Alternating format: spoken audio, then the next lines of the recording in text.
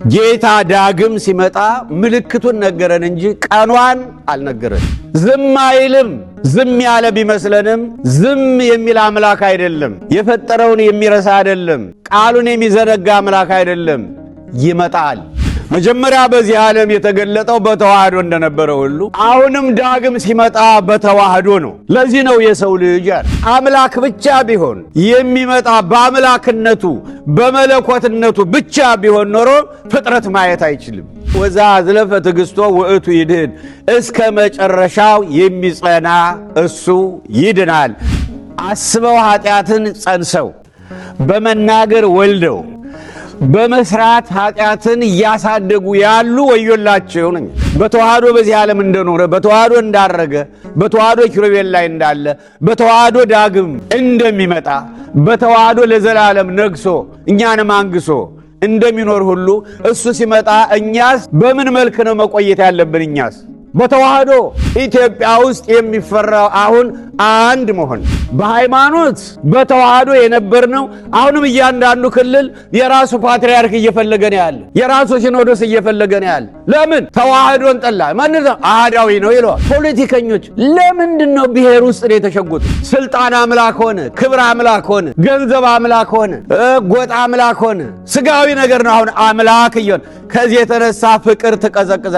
ኩኑ ጠቢባነ ከመ አርዌ ምድር፣ እንደ ርግብ የዋህነትን ሳትለቁ እንደ እባብ ብልህ ሁኑ። በዚህ ዓለም ብልህ መሆን ማለት ወዛ ዝለፈ ትዕግሥቶ፣ እስከ መጨረሻው የሚታገስ እሱ ይድናል። በፍቅር ተዋህዶ፣ በአንድነት ተዋህዶ፣ በመቻቻል ተዋህዶ፣ በይቅር ባይነት ተዋህዶ፣ በንስሐ ኃጢአትን በመናዘዝ በሥጋ ወደሙ ተዋህዶ። በዚህ ከቆየን እንደኛ ማን የታደለ።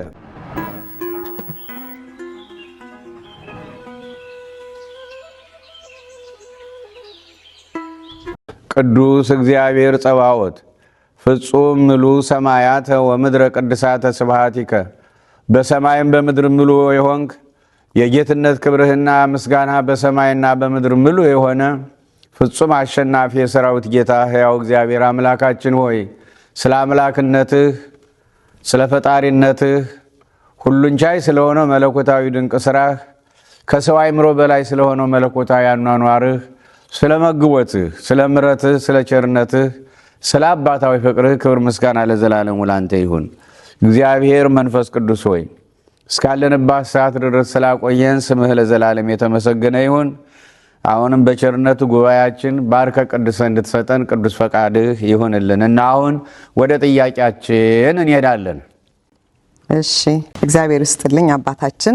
የኔ ጥያቄ የማቴዎስ ወንጌል ምዕራፍ 24 ከቁጥር 29 እስከ 31 ባለው ነው እና አሁን አነበዋለሁ። ከዚያችም ወራት መከራ በኋላ ወዲያው ፀሐይ ይጨልማል፣ ጨረቃም ብርሃኗን አትሰጥም፣ ከዋክብትም ከሰማይ ይወድቃሉ፣ የሰማያትም ኃይላት ይናወጣሉ። በዚያን ጊዜም የሰው ልጅ ምልክት በሰማይ ይታያል። በዚያን ጊዜም የምድር ወገኖች ሁሉ ዋይ ዋይ ይላሉ።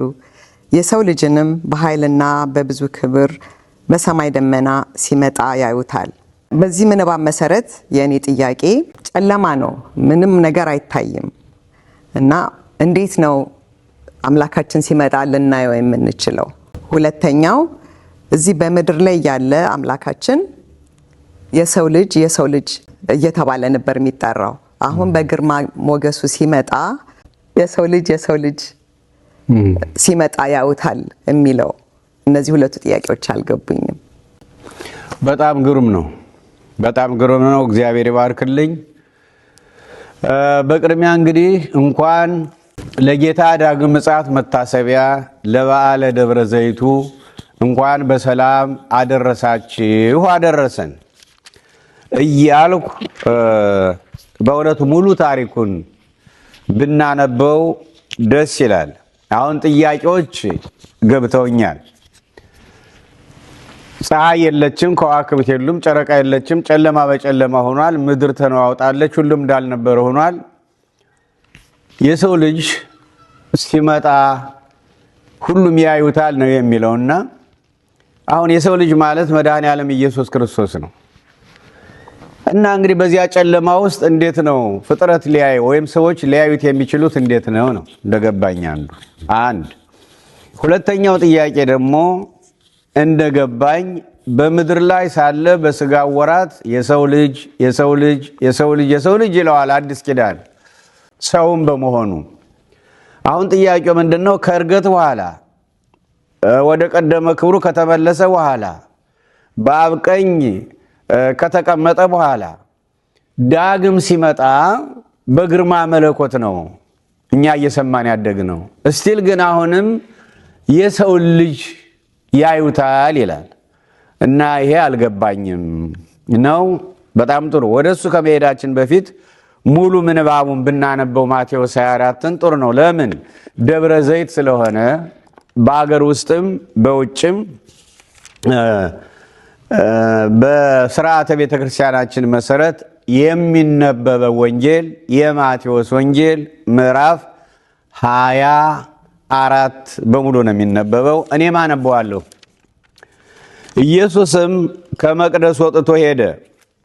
ደቀ መዛሙርቱም የመቅደሱን ግንቦች ሊያሳዩት ቀረቡ። እርሱ ግን መልሶ ይህን ሁሉ ታያላችሁን? እውነት እላችኋለሁ ድንጋይ በድንጋይ ላይ ሳይፈርስ በዚህ አይቀርም አላቸው። እርሱም በደብረ ዘይት ተቀምጦ ሳለ ደቀ መዛሙርቱ ለብቻቸው ወደ እርሱ ቀርበው ንገረን፣ ይህ መቼ ይሆናል? የመምጣትህና የዓለም መጨረሻ ምልክቱስ ምንድን ነው አሉት። ኢየሱስም መልሶ እንዲህ አላቸው፣ ማንም እንዳያስታችሁ ተጠንቀቁ። ብዙዎች እኔ ክርስቶስ ነኝ እያሉ በስሜ ይመጣሉና ብዙዎችንም ያስታሉ። የጦርንም ወሬ ትሰሙ ዘንድ አላችሁ፣ ይህ ግድ ነው። ይህ ሊሆን ግድ ነውና ተጠበቁ፣ አትደንግጡ። ዳሩ ግን መጨረሻው ገና ነው።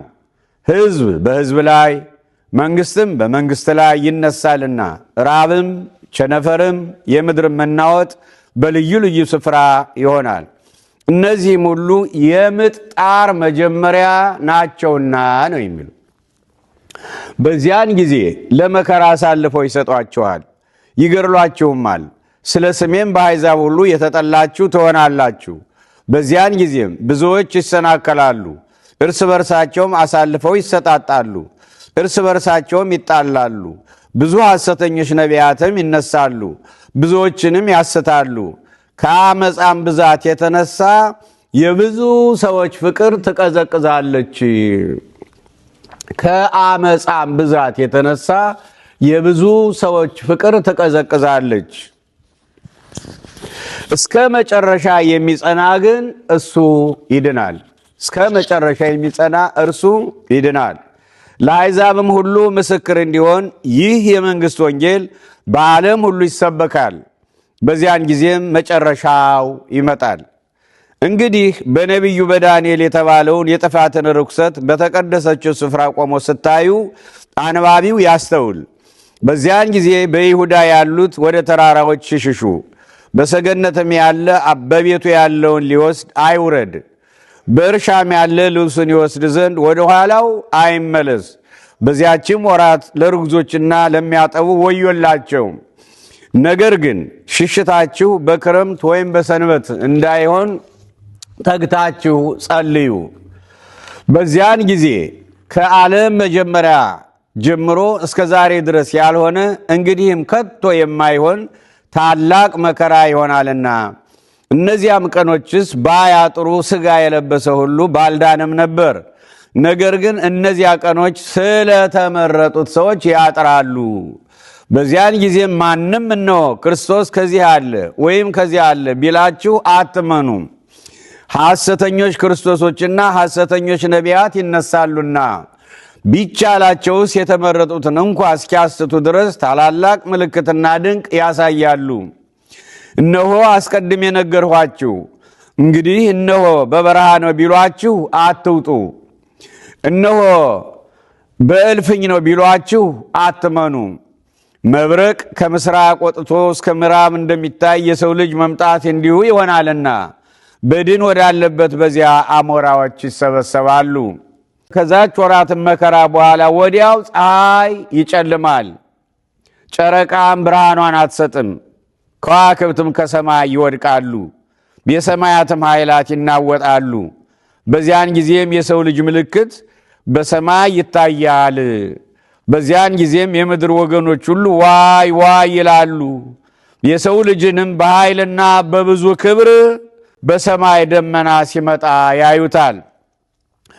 መላእክቱንም ከታላቅ መለከት ድምፅ ጋር ይልካቸዋል። ከሰማያትም ዳርቻ እስከ ዳርቻው ከአራቱ ነፋሳት ለእርሱ የተመረጡትን ይሰበስባሉ ይላል።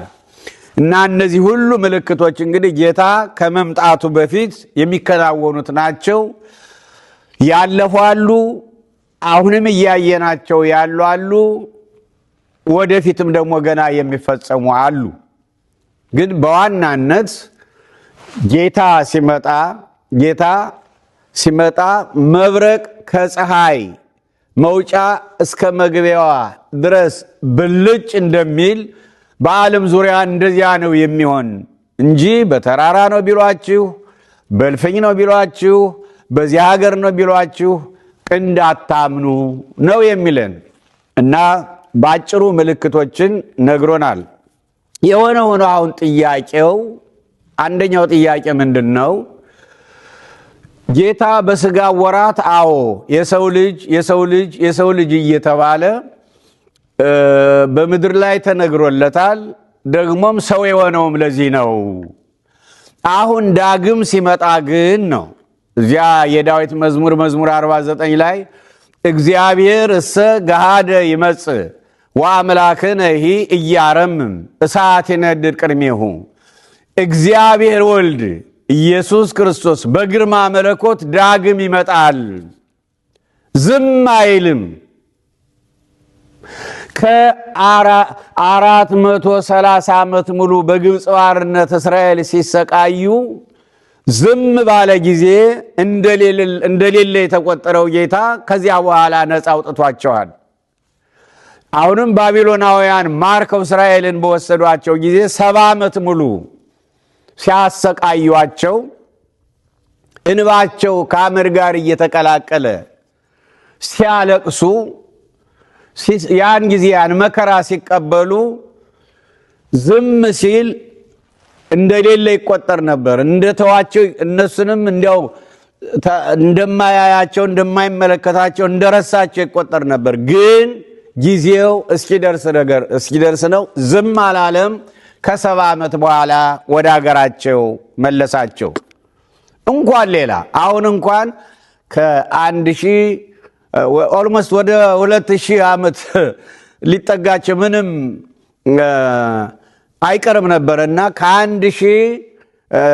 ወደ 1900 ዓመት ከዚያም በላይ ነው እንግዲህ ተበትነው በምድር ዙሪያ ተበትነው ይኖሩ ነበር። አሁን እንደገና ተሰብስበው ደግሞ እግዚአብሔር እንግዲህ የገባውን ቃል ለአብርሃም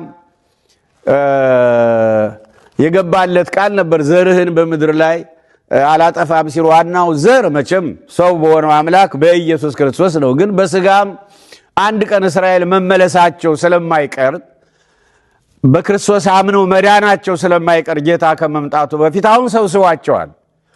እንግዲህ ተመልከቱ፣ ያን ያህል ዘመን በሺህ የሚቆጠር ዓመት ተበትነው በዓለም ዙሪያ ሲሰቃዩ በአሜሪካም እኮ ጥቁሮች ነፃ ሲወጡ ነው አብረው የወጡ የሚባለው እኮ። ልዩነቱ ምንድነው? እነሱ ነፃ ከወጡ በኋላ ቶሎ ተማሩ። ያው ሳይንቲስቶቹ ነው የሳይንሱንም የሚዲያውንም የኢኮኖሚውንም ሁሉን የያዙት። አሁን ያው አሜሪካ የሚያሽከረክሩት እነሱ ናቸው። የሆነ ሆኖ ያን ያህል ዘመን የረሳቸው እስኪመስል ድረስ እነሱም ደግሞ የሚገርመው ያን ያህል ጊዜ በተስፋ መኖራቸው ሃይማኖታቸውን፣ ቋንቋቸውን፣ ባህላቸውን ሳያጠፉ አሁን ተመልሰው አሁን እየሆነ ያለውን እናያለን። አሁን በዛሽ ምድር ያሉ እስራኤል ጌታ ከመምጣቱ በፊት ማመናቸው አይቀርም። ወንጌሉ ይናገራል፣ የእግዚአብሔር ቃል ማመናቸው አይቀርም። አንድ ቀን ክርስቲያን መሆናቸው አይቀርም። ሰበሰባቸው። ልክ እንደዚህ ሁሉ ነው በምድር ላይ ይሄን እንዳደረገው ሁሉ ደግሞ ወዳጆቹ ወከአው ደሞሙ ከመማይ አውዳ ለኢየሩሳሌም ወዳጆቹ በአደባባይ እንደሚፈስ ወንዝ እንደሚፈሱ ደማቸው እንደፈሰሰ አይቀርም። ሐዋርያት እንደዚያ በወጡበት እንደቀሩ የአራዊት ሲሳይ እንደሆኑ በገደል እንደተጣሉ በባህር እንደተጣሉ በእሳት እንደተቃጠሉ በመጋዝ እንደተተረተሩ በሰይፍ እንደተከተፉ እንደተሰቀሉ እንደተገረፉ በወጡበት እንደቀሩ አይቀርም። ወዳጆቹ እስካሁን ድረስ በስሙ አንገታቸውን ይሰጣሉ፣ በስሙ ይታረዳሉ፣ በስሙ መከራ ይቀበላሉ። ይህ እንደሆነ እግዚአብሔር ዝም አይልም፣ ይመጣል ነው። የእኛ ጌታ ዳግም ይመጣል። እግዚአብሔር እሰ ገሃደ ይመጽእ፣ በገሃድ ይመጣል። መድኃኒ እግዚአብሔር ወልድ ኢየሱስ ክርስቶስ በገሃድ ይመጣል። ወአምላክነ ኢያረምም፣ ዝም አይልም። ዝም ያለ ቢመስለንም ዝም የሚል አምላክ አይደለም። የፈጠረውን የሚረሳ አይደለም። ቃሉን የሚዘነጋ አምላክ አይደለም። ይመጣል። በደብረ ዘይትም የምናስበው ይሄን ነው። ይመጣል፣ ዳግም ይመጣል። ስለዚህ አሁን ጥያቄው ምንድነው? ሲመጣ በግርማ መለኮት ነው። እሳት ይነድድ ቅድሜሁ፣ መለኮታዊ እሳት በፊቱ እየነደደ ነው። ግን አሁን በዚህ ምንባብ ላይ ነው ማቴዎስ 24 ቁጥር 29 31 በዚህ ምንባብ ላይ ፀሐይ ጨልማለች። ባጭሩ ምንም አይነት ብርሃን የሚባል የለም፣ ጨለማ ነው። አንደኛ በዚህ በጨለማ ውስጥ እንዴት ሊታይ ቻለ ነው። ሁለተኛ ፍጥረት ሁሉ ያዩታል የሚለው እንግዲህ የሰው ልጅን ነው። የሰው ልጅ እንዴት ሊለው ቻለ? በስጋ ወራታው አሁን የሚመጣ በግርማ መለኮት ነው። እሳት ይነድድ ቅድሜሁ ነው። መለኮታዊ እሳት እየነደደ ነው። እንዴት የሰው ልጅ ሊለው ቻለ ነው። ምክንያቱም ተዋህዶ ነዋ። በድንግል ማርያም ማኅፀን መልአኩ ቅዱስ ገብርኤል ድንግል ማርያምን ሲያበስራት ይኩነኒ በከመ ትቤለኒ ስትል እንዳልከው ይሆንልኝ ስትል ከመቅጽበተ ዓይን እኛን ሲዋሃድ አምላክነቱ ለእኛ እኛ ለአምላክነቱ ከሁለት አካል አንድ አካል ሰውም አምላክም ሆኖ ነው የተገለጠው። ሰውም አምላክም ሲሆን አንድ ጊዜ የተዋሃዶ ምስጢር ለዘላለም ነው። ለዘላለም ነው። ሲያርግ ሰውነቱን አውልቆ ትቶት የሄደ አምላክ አይደለም። ሲያርግ በተዋህዶ ነው ያረገ።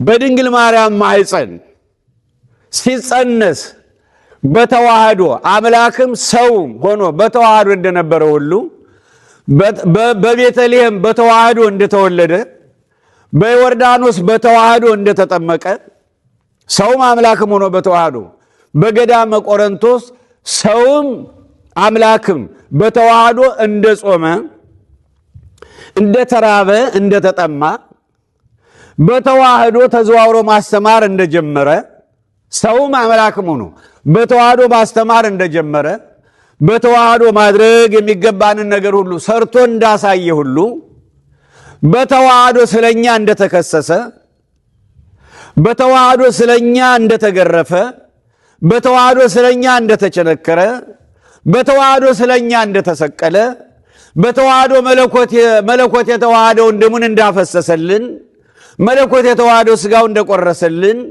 በተዋህዶ የሚያደርጉትን አያውቁምና ይቅር በላቸው እንዳለልን የሚያደርጉትን አያውቁምና ይቅር በላቸው ሲል ካህን ሊቀ ካህናት ሆኖ ነው። መስዋዕት ሆኖ ነው። መስዋዕት አቅራቢ ሆኖ ነው። በአምላክነቱ ደግሞ ከአባቱ ጋር መስዋዕት ተቀባይ ሆኖ ነው። በሰውነቱ አሁንም ቢሆን በተዋህዶ አስታራቂ መታረቂያ ሆኖ ነው። እንደገና በአምላክነቱ ደግሞ ታራቂ ሆኖ ነው። በተዋህዶ ይቅር ባይ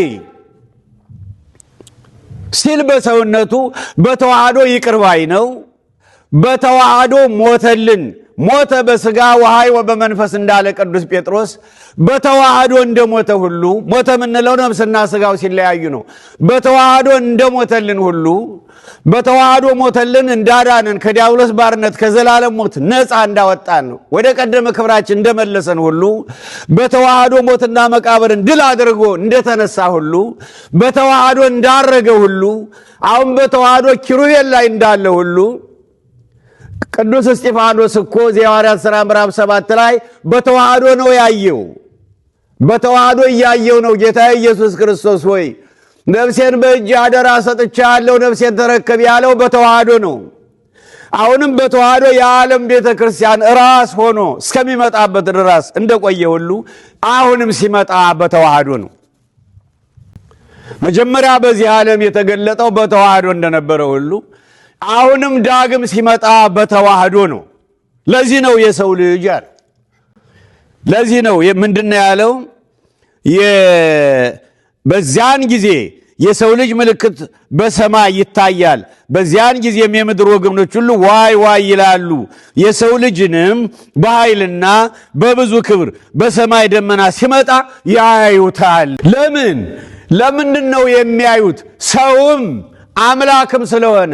አምላክ ብቻ ቢሆን የሚመጣ በአምላክነቱ በመለኮትነቱ ብቻ ቢሆን ኖሮ ፍጥረት ማየት አይችልም። ምክንያቱም በአምላክነቱ ብቻ በእግዚአብሔርነቱ ብቻ በፈጣሪነቱ ብቻ እግዚአብሔርን አይቶ የሚድን ፍጥረት ስለሌለ ዙፋኑን ተሸክመው የሚኖሩ መላእክት እንኳን ማየት አይችሉም፣ መንካት አይችሉም። ስለዚህ የሚመጣው በተዋህዶ ነው። የኛ ጌታ በተዋህዶ ስለሚመጣ ነው እና አሁንም በመጀመሪያ በተዋህዶ በምድር ላይ እንደተገለጠ ሲመጣም በተዋህዶ ነው። ከዚህ ዘላለማዊ መንግስቱም በተዋህዶ ከሱ ጋር ነግሰን እንኖራለን። አሁን ዋናው ነገር ከመምጣቱ በፊት ምልክቶችን ነግሮናል። ምልክቶች ብዙዎች ተፈጽመዋል። አሁንም እየተፈጸሙ ያሉ እንዳሉ ሁላችን እናውቃለን። ለምሳሌ ፍቅር ትቀዘቅዛለች። ከአመፃ ብዛት የተነሳ ፍቅር ትቀዘቅዛለች። አሁን በዓለም ላይ በትዳር መካከል ያለው ፍቅር፣ በባልንጀርነት መካከል ያለው ፍቅር፣ በህዝብና በመንግስት መካከል ያለው ፍቅር፣ በሃይማኖት አባቶችና በምዕመናን መካከል ያለው ፍቅር፣ በባልንጀራና በባልንጀራ በእህትና በወንድም መካከል ያለው ፍቅር ከአንዳንዶች እስከ መጨረሻው ከጸኑት ከታገሱት በቀር አብዛኛው ፍቅር እንደ በረዶ ቀዝቅዟል። ይሄ ትልቁ ምልክት ነው። ያው ይህ የመንግስት ወንጌል በዓለም ዙሪያ ሁሉ ይሰበካል ይላል። እንደዚህ ዘመን ይህ የመንግስት ወንጌል እንደዚህ ዘመን የተሰበከበት ጊዜ የለም። ወንጌል በቴሌቪዥን፣ ወንጌል በራዲዮ፣ ወንጌል በመጽሔት፣ ወንጌል በጋዜጣ፣ ወንጌል በዩቲዩብ፣ ወንጌል በቲክቶክ፣ ወንጌል በተለያዩ ሚዲያዎች ወንጌል ያልገባበት ሀገር የለም። ዛሬ ትልቁ ከባድ የነበረው በአረቡ ዓለም ነበር ወንጌል የሚቸገረው። ዛሬ በአረቡ ዓለም ውስጥ ያሉ ኢትዮጵያውያን የቤት ሰራተኞች ሳይቀሩ ወንጌል በእጃቸው ነው። ሞባይል በእጃቸው ነው። ወንጌል በሞባይል ውስጥ ነው። ቅዱስ ያሬድ በድጓ የተረጎመ ወንጌል፣ በጾመ ድጓ የተረጎመ ወንጌል፣ በዝማሬ መዋሥዕት የተረጎመ ወንጌል ወገኖቼ፣ በአቋቋም የተተረጎመ ወንጌል፣ በቅኔ የተተረጎመ ወንጌል፣ በትርጓሜ የተተረጎመ ወንጌል ሁሉም ዛሬ በእጃችን በሞባይሏ ናት። በእጃችን ይዘን የምንዞር። እንደዚህ ዘመን ወንጌል የተሰበከበት ጊዜ የለም። እንኳን ሌላ በኢትዮጵያ ኦርቶዶክስ ተዋሕዶ ቤተክርስቲያን እንደዚህ ዘመን ወንጌል አዲስ አበባ ላይ ሂዱ። አዲስ አበባ ያጣበባት የሰባክያኑ ብዛት ነው። ምንም እንኳን በገጠሩ ባያድለውም ገጠሩ ያስተምራል። ዳቦ ፍለጋ ወደ ከተማ ነው፣ በስጋም በመንፈሳዊም። ገጠሩ ግን ገና ቢሆንም ዛሬ በከተሞች የሰባክያኑን ብዛት እዩ። በአሜሪካን እንኳን ዳቦ ስላለ አሜሪካን ሀገር ሰባኪ የተባለ መሪጌታ የተባለ አዋቂ የተባለ በሙሉ አሜሪካን ነው ያለ ዛሬ። የሁሉ ምንም እንኳን ዳቦ ፍለጋ ቢሆንም ሂደቱ ጉዞው በእግረ መንገዱን ግን ሁሉም ወንጌሉን ይዞ ነው።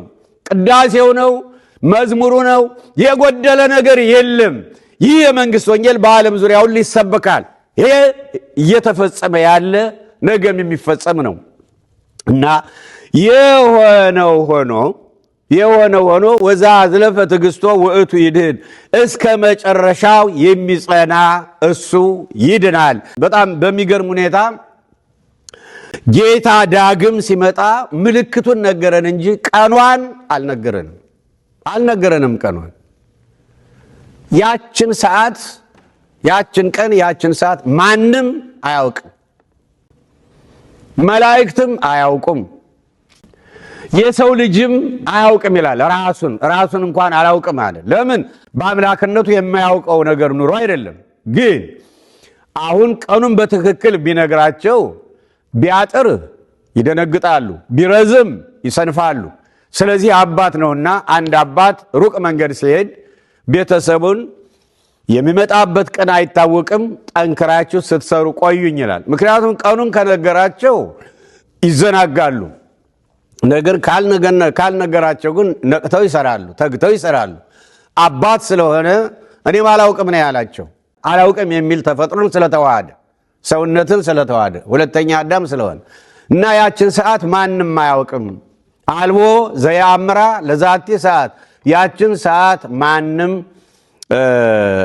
አያውቃትም ነው የሚል ወንጌሉ። እና በነገራችን ላይ ብፁዕ ወቅዱስ ቡራቻቸው ይድረሰንና ብፁዕ ወቅዱስ አቡነ ቴዎፍሎስ ሁለተኛው ፓትርያርክ ማለት ነው። ሁለተኛው ፓትርያርክ በደርግ ጊዜ የተሰዉት ሰማዕትነትን የተቀበሉት እሳቸው በዘመናቸው አራት አይና ለሆኑ ሊቅ የንታ ገብረ ሥላሴ መላከ ገነት የንታ ገብረ ሥላሴ ለሚባሉ ሰዓት ገዝተው ይሰጧቸዋል። አንድ ቀን በጉባኤ ላይ ሳሉ ከቅዱስ ፓትርያርኩ ፊት ለፊት የንታ ገብረ ሥላሴ ያሉ ያችን ሰዓት አስረዋታል። እኒ አባት በጣም የዋህ ስለሆኑ የሰዓቱን አቆጣጠር ገና አላወቁትም። ሰዓት አስረውም አያውቁም፣ አላወቁትም ገና። እና ቅዱስ ፓትርያርኩ አያ ገብረ ሥላሴ ይሏቸዋል። አቤት፣ ሰዓት ስንት ነው? ሊገመግሟቸው ነው፣ አውቀው ነው። ሰዓት ስንት ነው? ቅዱስ አባታችን አልቦ ዘያምራ ለዛቲ ሰዓት እኮ ነው የሚለው ወንጌሉ። ያችን ሰዓት ማንም አያውቃትም ነው የሚል አሉና በዚህ ተገላገሉ ይባላል። እና ያችን ሰዓት ማንም ስለማያውቃት ሁላችን ተግተን መኖር ነው ያለን። እዚሁ ወንጌል ላይ ማቴዎስ በዛን ሰዓት ነው የሚለው ለእርጉዞችና ለሚያጠቡ ወዮላቸው ይላል። ለእርጉዞችና ለሚያጠቡ ወዮላቸው። በትክክልም አሁን ነፍሰ ጡርና የምታጠባ እናት ነፍሰ ጡሮችና የሚያጠቡ የት ነው የሚሸሹ? እንዲያው ለሽሽትም ባያመች ጊዜው እንዲያው ትንሽ እንኳን ለመንቀሳቀስ ሮጥ ለማለት እንኳን ነፍሰ ጡሮችና የሚያጠቡት አይችሉም። ምሳሌዎች ናቸው እነዚህ። እርጉዞችና የሚያጠቡ ማለት መቼም ኃጢአት ሲሰራ ታስቦ በአይምሮ አስቦ በአፍ ተናግሮ በገቢር ሰርቶ ነው ኃጢአት የሚሰራው። ስለዚህ ሐልዮውን ማሰቡን ጽንስ ይለዋል። ማሰቡ መጽነስ ነው። እዚያ የያዕቆብ መልእክት ምዕራፍ 1 ላይ ማሰብን ጽንስ ይለዋል። የኃጢአት ጽንስ ይለዋል። ማሰብን መመኘትን። አሁን አስበው ኃጢአትን ጸንሰው በመናገር ወልደው በመስራት ኃጢአትን እያሳደጉ ያሉ ወዮላቸው ነው የሚለው። ለንስሐ ጊዜው በጣም ከባድ። ምንም እንኳን በቀኝ የተሰቀለውን ወንበዴ ዳግም ስትመጣ በመንግሥት አስበኝ ሲለው በዛች ሰከንድ በዛች ደቂቃ ይቅር ብሎት ገነት ቀድሞ እንደገባ ሁሉ ይቅርባ የአምላክ ያን ጊዜ ይቅር ሊል ቢችልም ግን ማን ነው ያን አስተውሎ ይቅር በለ ሊል የሚችል? ከባድ ነው ጊዜው። ያ የመምጣቱ ጊዜ በጣም ከባድ ነው። ያውም ደግሞ ለተመረጡት ባያጥር ኖሮ ስጋ የለበሰ ሁሉ ባልተረፈም ነበር ነው የሚል። ግን ስለተመረጡት ያ የመከራ ቀን ያጥራል ነው የሚለን። የሆነ ሆኖ አሁን በተዋህዶ ሲመጣ ምን ሆነን ነው መቆየት ያለብን እኛ? እሱ በተዋህዶ ሲመጣ በተዋህዶ በዚህ ዓለም እንደኖረ በተዋህዶ እንዳረገ በተዋህዶ ኪሩቤል ላይ እንዳለ በተዋህዶ ዳግም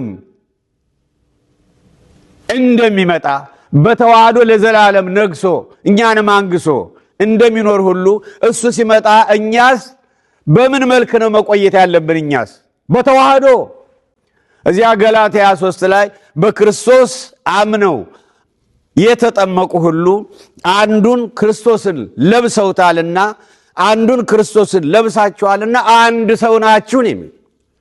አንድ ሰው ናችሁ፣ ባሪያ የለም፣ በተዋህዶ አንድ ሰው ናችሁ ነው የሚለን። ስለዚህ ጌታ በተዋህዶ ሲመጣ እኛም በተዋህዶ ከቆየነው ያ ነው የተመረጡ ማለት ያ ነው። እኛም በተዋህዶ ከቆየነው ያ ነው። በተዋህዶ መቆየት ማለት ነው በፍቅር መቆየት ማለት ነው። ነገር ግን አሁን በተዋህዶ ላይ ነን ወይ?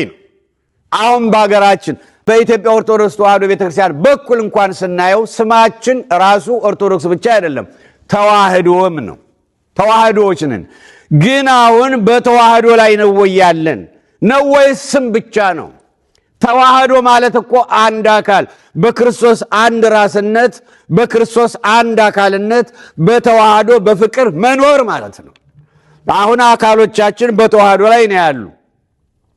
ስለዚህ ትንሿ ጣት ብትታመም ሁላችንን ነው የሚያመን። አንዷ የቀለበት ጣታችሁ ቀለበት የወርቅ ቀለበት ስታጠልቅ ሁሉም ነው የሚደሰቱ። በዚያ መልክ ነው ወይ ያለን እኛ?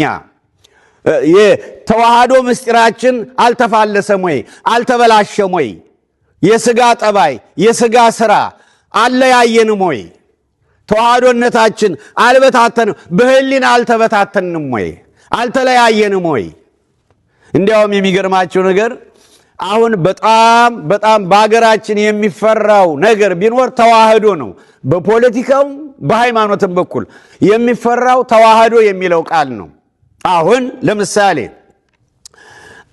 አንዳንድ አርቀው የሚያስቡ ፖለቲከኞች አሉ፣ እንሰማቸዋለን በሚዲያ። ምን ይላሉ እነሱ? እኛ ይሄን የብሔሩን የቋንቋውን ለዚያ ለብሔሩ ለቋንቋው እንተው፣ እነሱ ይጠብቁ፣ ሁላችንም እንጠብቀው። ያን ግን በዋናነት ግን አንድ በሚያደርገን በኢትዮጵያዊነት ላይ መጽናት አለብን። ለምሳሌ አሜሪካ 50 ሀገር አንድ ሆኖ ይሄው እያየነው ነው ያለውን ጉልበት። 50 ሀገር አንድ ስለሆነ ነው፣ ስለተዋሃደ ነው። በውስጥ የየራሱ የሆነ መመሪያ ያለው ከአንድ ትንሽ ከተማ ጀምሮ፣ ግን በዋናነት ግን አንድ ነው። ቋንቋ የለየው ሀገር አይደለም፣ ብሔር የለየው ሀገር አይደለም፣ ጎሳ የለያየው ሀገር አይደለም፣ አንድ ነው። ያሉትም የፖለቲካ ድርጅቶች ሁለት ናቸው ዋና ዋናዎቹ። በሀገራችን ግን ውሰዱ ያለው የፖለቲካ ድርጅት ብዛት ደግሞ አብዛኛው በሙሉ በቋንቋ የተበከለ፣ በቋንቋ እኔ ቋንቋን እየነቀፍኩ አይደለም፣ በብሔር የጠበበ የሐሳብ ኮሌስትሮል ያስጨነቀው። ስለዚህ አሁን በዚህ መሃል ኢትዮጵያዊነትን የሚያቀነቅን አንድ የሚያደርገንን የሚያቀነቅን ወይም ደግሞ በአንድነታችን ኃይላችን ኢኮኖሚያችን እንዲገለጥ የሚያቀነቅን ፖለቲከኛ ዛሬ ቦታ የለው።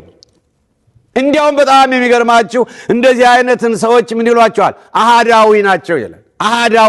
አሃዳዊ ምንድነው? አሃዳዊ ስትል የቀረ ነገር ያወራሉ። አሃዳዊ ሲባላው ምንድነው የሚያወሩት? አሃዳዊ ማለት አንዲት ሃይማኖት፣ አንዲት ሀገር፣ አንድ ህዝብ የሚል ነው። ድሮ በኦሪት ዘፍጥረት የቀረ ነገር ነው። ግርማዊ ቀዳማዊ ኃይለ ሥላሴ እንኳን ነብሳቸውን ይማር ሃይማኖት የግል ነው፣ አገር የጋራ ነው አይደለም ያሉ እንደ ንጉሱ። በዚያን ጊዜ እንኳን እንደዚህ ትምህርት ባላደገበት፣ እንደዚህ የሰው ልጆች ንቃተ ህሊና ደግሞ ሰማይ ባልደረሰበት በዚያን ጊዜ ሃይማኖት የግል ነው፣ አገር የጋራ ነው ብለው ሙስሊሙም፣ ክርስቲያኑም፣ ይሁዲውም ሁሉም በአንድነት የኖረባት አገር ናት። ዛሬ ምን መጣ? አሃዳዊ አንድ ምንሆን በአሜሪካ ይኸው ዛሬ እኛ የምንጮህ በራሳችን ቋንቋ ነው፣ የምንቀድሰው በራሳችን ዜማ ነው። ሁሉም ነገር በራሳችን ነው። ሌላውም የትኛውም ሀገር ቻይና በራሱ ቻይና ታውን የሚባል አለ። እንዲያውም በቻይና ነው ጽሑፉ ሁሉ በቻይና ነው። ኮሪያ በራሱ ኮሪያ ታውን የሚባል አለ። ፊደሉ ሁሉ ይሄ ንግዱ ማስታወቂያ እንግሊዝኛ ይጨመርበት እንጂ የኮሪያ ፊደል ነው። ሁሉም ባህሉን፣ ቋንቋውን፣ ፊደሉን ጠብቆ ነው የሚኖር። ግን አንድ ነው። አንድ በሚያደርገው ላይ በዋናነት አንድ ነው። ኢትዮጵያ ውስጥ የሚፈራው አሁን አንድ መሆን። ፖለቲከኞች እንደ ኮረና ነው የሚፈሩት አንድ መሆን። አህዳዊ ይላሉ፣ ሞራሉን ሲነኩ ሲያሸባቁት አህዳዊ ይሉታል። ታዲያ አንድ ካልተሆነ ዝም ብሎ በየብሔሩ ተሸግጦ በየቋንቋው ተቆራርጦ እንዴት ብላ ነው ኢትዮጵያ ታላቅ አገር ልትሆን የምትችለው? ስለዚህ ይሄ ያልታደለ የጎጥ ፖለቲካ፣ ያልታደለ ትንንሽ ፖለቲካ አንድ በተዋህዶ በሃይማኖትም በተዋህዶ የነበርነው አሁንም እያንዳንዱ ክልል የራሱ ፓትርያርክ እየፈለገ ነው ያለ፣ የራሱ ሲኖዶስ እየፈለገ ነው ያለ። ለምን? ተዋህዶን ጠላ። ማን ነው? አህዳዊ ነው ይለዋል። አህዳዊ ነው። በጣም አደገኛ የሆነ የመጨረሻው ዘመን ትልቁ ምልክት፣ የመከራ ምልክት፣ የሞት ምልክት፣ የውድቀት ምልክት፣ የውርደት ምልክት። ስለዚህ እንዲህ አይነቱን ነገር በጣም ልንጠነቀቅ ይገባል። አንድ ፖለቲከኞች ለምንድን ነው ብሔር ውስጥ ነው የተሸጎጡት? የተሸጎጡበት ለምንድን ነው? ከአመፃ ብዛት የተነሳ ፍቅር ጥቀዘቅ። አመፃው ምንድን ነው? ለፍቅር አልታዘዝም ነው። አመፃው እኮ ለፍቅር አልታዘዝም። የእግዚአብሔር ቃል ተፋቀሩልኝ ነው የሚል። አንፋቀርም እኮ ነው። ያለ መፋቀር ምልክት እኮ ነው። ዛሬ እርስ በርሳችን አይደለም የምንገዳደለው፣ ወንድም ወንድሙን አይደለም። ኢትዮጵያ ውስጥ የትኛው ነው ቅኝ ገዥ የነበረው? የትኛው ነው የበላይ እንትን ነው? ጥቂት ነበሩ። ያን ጊዜ መቼም ያው የስልጣን የያዘው ክፍል ትንሽ የበላይ ነው ተብሎ ይከበራል፣ እንትን ይባላል። በዘመኑ ሊሆን ይችላል። እነዚያም አልፈዋል፣ የሉም። እነዚያም ቢሆን በነበሩበት ዘመን የነሱ በተባለው አካባቢ ክሊኒክ አልነበራቸው፣ ትምህርት ቤት አልነበራቸው፣ ሆስፒታል አልነበራቸው፣ መንገድ አልነበራቸው። ህይወታቸውን እየገበሩ አገር፣ ታሪክ፣ ፊደል፣ አንድነት ነው አስረክበው ይሄዱ። ምንድነው የበደሉት? በደላቸው ምንድነው? ዛሬ ለምንድነው አንድ ሆነን ያለፈውን ስህተት እየተውን የማይጠቅመውን ነገር እየተውን በሚጠቅመው ላይ በተዋህዶ ብንቆይ፣ በኢትዮጵያዊነት ተዋህዶ፣ በሃይማኖትም በኩል ደግሞ በተዋህዶ ምን አለ በተዋህዶ? አሁን ለምሳሌ እንበል አሁን የፕሮቴስታንቱን ዓለም እንውሰድ። አሁን ልክ አሁን የኢትዮጵያ ኦርቶዶክስ ቤተክርስቲያን አንድ ፓትርያርክ አላት፣ አንድ መዋቅር አላት። ምንም እንኳን እንደ ቃሉ ባንሆንም እንደው እግዚአብሔር ይመስገንና አንድ ፓትርያርክ አላት። አንድ መዋቅር ነው፣ አንድ ሲኖዶስ ነው ያለው። ልክ በእንደዚህ አይነት በአንድ መዋቅር ተመሩ ቢባል ፕሮቴስታንቱ ዓለም በሙሉ እሺ አይልም። ለምን? አመፃ ነው። አመፃው የመጣው ከምንድን ነው? ከጥቅም የተነሳ። እዚያ ጢሞቴዎስ ላይ ሆዳቸው አምላካቸው ነው ይላል፣ ጥቅማቸው አምላካቸው ነው ይላል። ስልጣን አምላክ ሆነ፣ ክብር አምላክ ሆነ፣ ገንዘብ አምላክ ሆነ፣ ጎጥ አምላክ ሆነ። ስጋዊ ነገር ነው አሁን አምላክ ይሆን። ከዚህ የተነሳ ፍቅር ተቀዘቀዘ። ወዛ አዝለፈ ትዕግስቶ ውእቱ ይድህን፣ እስከ መጨረሻው የሚጸና ግን እርሱ ይድናል። አሁን ሁለተኛውን ጥያቄ ሳረሳው፣ ሁለተኛው ጥያቄ ምንድነው የሚለው? ያን ጊዜ ፀሐይ፣ ጨረቃ፣ ከዋክብት ሁሉም የሉም፣ ጨልሟል። እና ጌታ በተዋህዶ ሲመጣ የሰው ልጅ መድኃኔዓለም ኢየሱስ ክርስቶስን ያዩታል ይላል። በዚያ በጨለማ ውስጥ እንዴት ነው ሊያዩት የሚችሉት ነው? ያን ጊዜ ራሱ ፀሐይ ነው፣ ራሱ ጨረቃ ነው፣ ራሱ ኮከብ ነው፣ ራሱ ብርሃን ነው። ራዕየ ዮሐንስ ምዕራፍ 21 ቁጥር 22 ጀምሮ እንደዚህ ይላል፣ ሁሉንም የሚገዛ ጌታ አምላክና በጉ መቅደሷ ናቸውና። ለማን? ለሚመጣ ዘላለማዊ መንግስት። ሁሉንም የሚገዛ ጌታ አምላክና በጉ መቅደሷ ናቸውና መቅደስ በእርሷ ዘንድ አላየሁም ይል። ለከተማይቱም ወይም ለመንግሥተ ሰማያት የእግዚአብሔር ክብር ስለሚያበራላት መብራቷን በጉ ስለሆነ ፀሐይ ወይም ጨረቃ እንዲያበሩላት አያስፈልጓትም ነበር። አሕዛብም በብርሃኗ ይመላለሳሉ፣ የምድርም ነገሥታት ክብራቸውን ወደ እርሷ ያመጣሉ። በዚያም ሌሊት ስለሌለ ደጆቿ በቀን ከቶ አይዘጉም። የአሕዛብም ግርማና ክብር ወደ እርሷ ያመጣሉ። ለበጉም በሆነው በሕይወት መጽሐፍ ከተጻፉት በቀር ጸያፍ ነገር ሁሉ ርኩሰትና ውሸትም የሚያደርግ ወደ እርሷ ከቶ አይገባም ይላል። አሁን በዓለም ላይ የምናየው ጸያፍ ነገር ስንቱ ጸያፍ የተቀደሰውን በርኩሰት ስፍራ ቆሞ ስታዩ አለ። ዛሬ ተመሳሳይ ጾታ ሲጋቡ በመቅደስ ማየት ከዚህ የበለጠ ምን አለ? ዞሮ ግን ቃሉ የሚለን ጸያፍ ነገር ሁሉ ርኩሰትና ውሸትም የሚያደርግ ወደ እርሷ ከቶ አይገባም። ወደ ማን? ወደ እግዚአብሔር መንግሥት። የእግዚአብሔር መንግሥት ምን ስለሆነ? ቅድስና ብቻ ስለሆነ፣ ጽድቅ ብቻ ስለሆነ፣ ሰላም ብቻ ስለሆነ፣ ፍቅር ብቻ ስለሆነ፣ ኃጢአት በዚያ ቦታ ስለሌለው እና ስለዚህ በሚያልፈው ዓለም የማያልፈውን ዓለም እንዳናጣ ብልሆች ብንሆን ጥሩ ነው። ጀግኖች ብንሆን ጥሩ ነው። ኩኑ ጠቢባነ ከመ አርዌ ምድር፣ እንደ ርግብ የዋህነትን ሳትለቁ እንደ እባብ ብልህ ሁኑ። በዚህ ዓለም ብልህ መሆን ማለት ወዘአዝለፈ ትዕግሥቶ፣ እስከ መጨረሻው የሚታገስ እሱ ይድናል። እና የሆነ ሆኖ ጌታ ዳግም ሲመጣ በተዋህዶ ነው። እኛም ደግሞ በተዋህዶ ከቆየነው አቀባበላችን ማቴዎስ 25 መጨረሻ ላይ እንደሚለው በቀኙ ከሚቆሙት የዘላለም ደስታ። በተዋህዶ ከቆየ ነው። በፍቅር ተዋህዶ፣ በአንድነት ተዋህዶ፣ በመቻቻል ተዋህዶ፣ በይቅር ባይነት ተዋህዶ፣ በንስሐ ኃጢአትን በመናዘዝ በሥጋ ወደሙ ተዋህዶ። በዚህ ከቆየን እንደኛ ማን የታደለ? ያለዚያ ግን ጌታ በተዋህዶ ሲመጣ ተበታትነን ከቆየነው ራሳችን እናጣለንና እግዚአብሔር መንፈስ ቅዱስ ልብ ይስጠን። በተለይ በአገራችን ያለውን ፖለቲካ እግዚአብሔር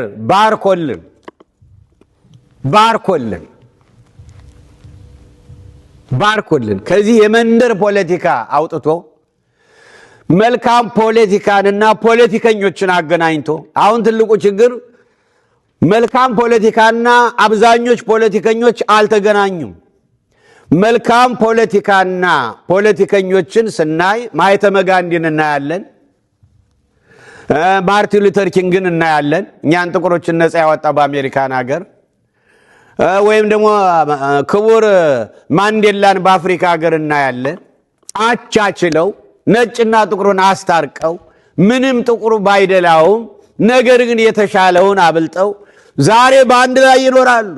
ዛሬ ደቡብ አፍሪካ የአፍሪካ አሜሪካ ሆና የአፍሪካውያን የሆኑ ሁሉ ወደ እሷ ለመሄድ የሞላ ወንዝ በልቷቸው ይቀራል፣ አዞ በልቷቸው ይቀራል፣ አራዊት መንገድ ላይ ይበሏቸዋል፣ ወባ ይገድላቸዋል።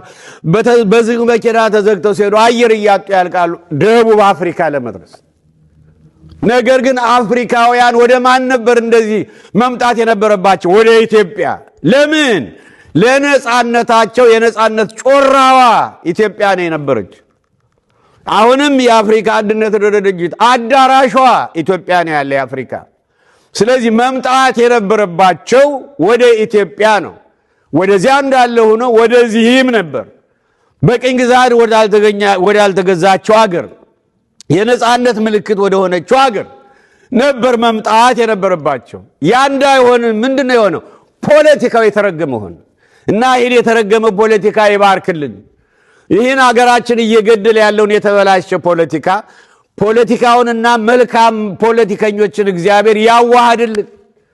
ጌታ ዳግም ሲመጣ እኛ ኢትዮጵያውያን ብቻ ሳይሆን አፍሪካውያን ብቻ ሳይሆን የዓለም ጥቁሮች በተዋህዶ የዓለም ጥቁሮች ብቻ ሳይሆን ነጭም ጥቁርም በተዋህዶ በፍቅር ሆነን ጌታን ለመቀበል ያብቃን። መድኃኔዓለም ኢየሱስ ክርስቶስ የሞተልን ነውና በሞት ዋጋ በደም ዋጋ ነውና የገዛን። ያም የሱም የደም ዋጋ ስራ ሰርቶለት አትርፎለት ሁላችንም ለዘላለም መንግስቱ እንዲያበቃን ቅዱስ ፈቃዱ ይሁን። እግዚአብሔር የተመሰገነ ይሁን።